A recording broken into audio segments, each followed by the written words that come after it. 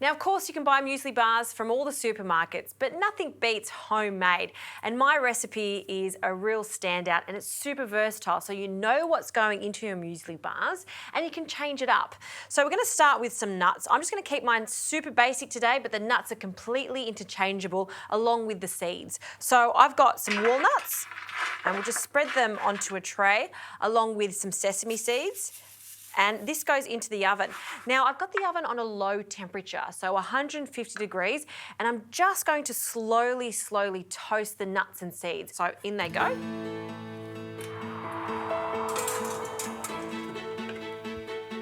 Okay, while they're toasting in the oven, let's get on with the binding agent here, which is a combination of honey.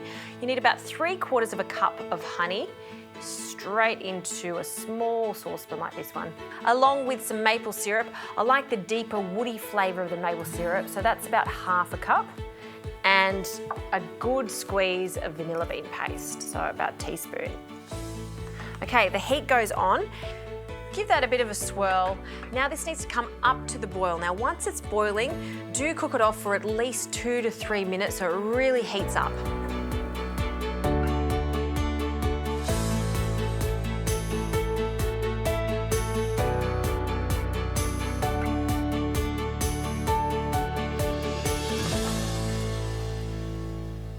All right, the nuts have come out of the oven, they've cooled down, and have a look at this. See, we've got that gorgeous golden colour. That's what we're after. I'll turn the heat off now. It smells good.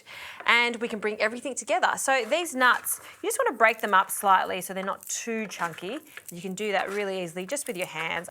Okay, that goes into a bowl. Just pour that in carefully. And at this stage, you could use some oats and different dried fruits like apricots and cranberries. I actually like to use a muesli. I've always got some muesli in my pantry. This is an untoasted muesli. So natural muesli, it's got macadamias in it. It's also got the cranberries. So I'll use it for this. And that's about 2 cups of muesli. We're just going to coat that in all of the other nuts there. So we've got a lovely combination here. And then in with our really hot honey and maple syrup mixture. So we'll carefully pour that over. I will also add a pinch of salt because that does bring everything together. Okay, pour that in. You can just stop for a moment and just really get that combined evenly. Okay, so I don't rebake this because we have cooked out our honey and maple syrup enough. And that's another reason why I like this, because it is so easy to put together. All right, that's looking good. You need a bit of elbow grease to get all that together. So you want your tray to be about 2 to 3 centimetres deep, just so we establish those lovely bars. And then in with our mixture, you can see I've got a bit of Glad Bake on the base. I'm also going to add some Glad Bake to the top of it, and this is going to be very helpful when we want to cut them later on. Great. And you can see how it's sticking to my spoon. It's not very helpful. So another little tip I have for you is just to scrape the excess off and grab a bowl of water and a clean spoon. And if you just dip it in, shake the excess off and then press down on it. Very, very helpful. Back into the water. You don't want too much liquid there, but it's just to make sure it doesn't stick so you can work with it quite easily. So what I'm going to do now is just press it down, making sure I get into all the corners, place another piece of Glad Bake over the top, and just press down on it with another tray, just so it's really firm and we get that lovely even muesli. And then you just need to cool it completely down before slicing it.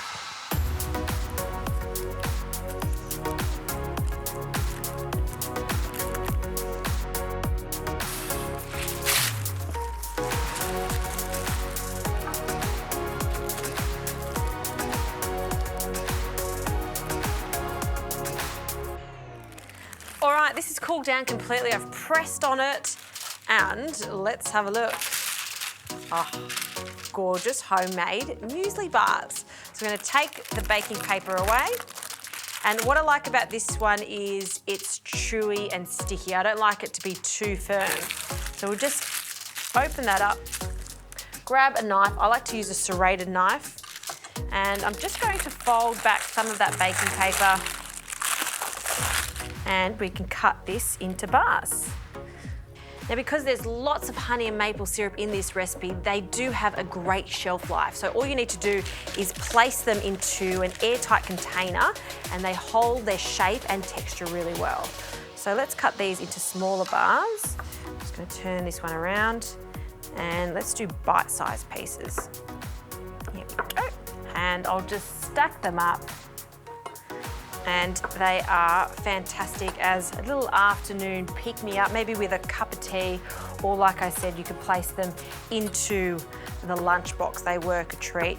If you didn't want to add any nuts to this, of course, you could add more seeds. I know lunchboxes at school with kids, you can't have nuts in them. By all means, change the nuts to pepitas and they are completely school safe. So there you go, homemade muesli bars, super delicious. And the most important thing is you know exactly what's going in them.